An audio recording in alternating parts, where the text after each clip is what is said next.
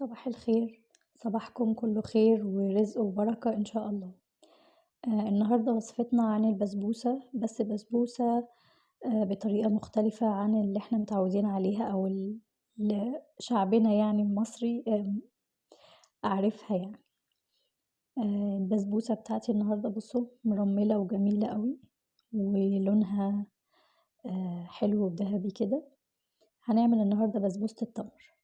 معانا كوباية من الحليب أو لبن البودرة المحموص، عليه كوباية من التمر منقوعة في ربع كوباية من المية السخنة تغلي، حطيت عليها ربع كوباية من السكر ونص كوباية من السمنة السايحة وعلبة قشطة وربع أو رشة بسيطة قوي كده من القرفة. تمام، القرفة اختياري.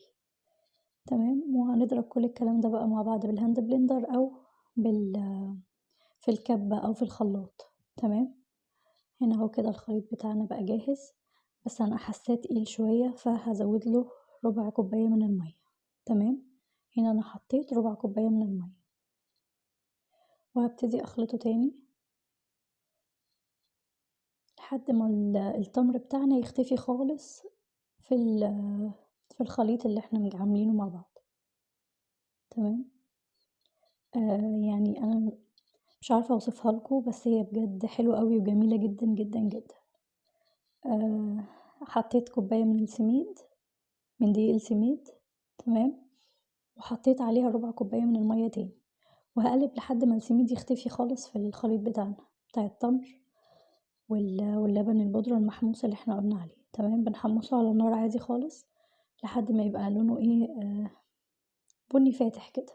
تمام، انا طبعا لما لقيت البسبوسة بتاعت ال10 دقايق جابت معاكم كده مشاهدة عالية وعجبتكم، فقلت ايه ننزل بالتقيل بقى. هي بجد حلوة قوي قوي. هنا كده كان في حبة من السميد ما اختلطش لسه، فرجعتهم تاني وخلطتها كويس. تمام، وزي ما احنا متفقين ان البسبوسة ما بتتقلبش كتير. تمام، الفرن بتاعنا شغال واحنا بنعمل في البسبوسة بتاعتنا يا جماعة. تمام،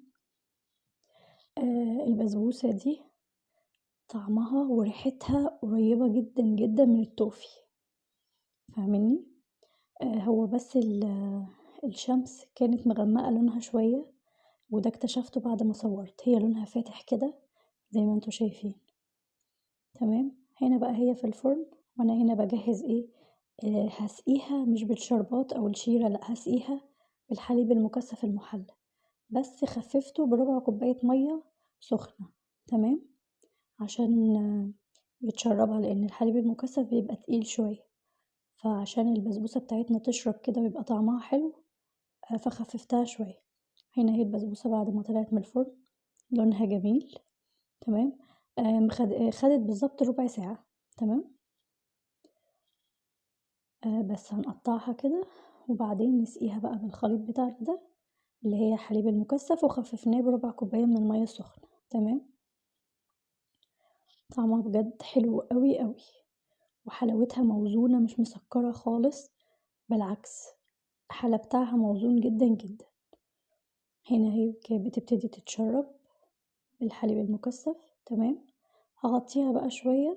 طبعا احنا عارفين البسبوسة لازم نغطيها وتطلع معانا بالجمال ده. بصوا، وقعت مني بتاع 3 4 مرات تقع مني. تمام، كل ما اجي اخد قطعة تقع. هتطلع معانا بالجمال والحلاوة كده ومرملة ودايبة وحلوة جدا جدا. بصوا انا مهما وصفتلكوا يعني مش هقدر اوصل لكم الاحساس الا لما تجربوا، فجربوها وقولي رأيكم. اللي لسه ما يعرفنيش او لسه بيتابعني جديد، انا ريهام من جوستو فود، وادي اتكرر تاني اهي وقعد من جوستو فود. هستنى تطبيقاتكم وتعليقاتكم، ما تنسوش اللايك والشير والسبسكرايب للقناة، وتابعوني على الفيسبوك والانستا. تمام، وجربوا البسبوسة اللي بالتمر دي بجد هتعجبكم جدا جدا جدا. يلا سلام.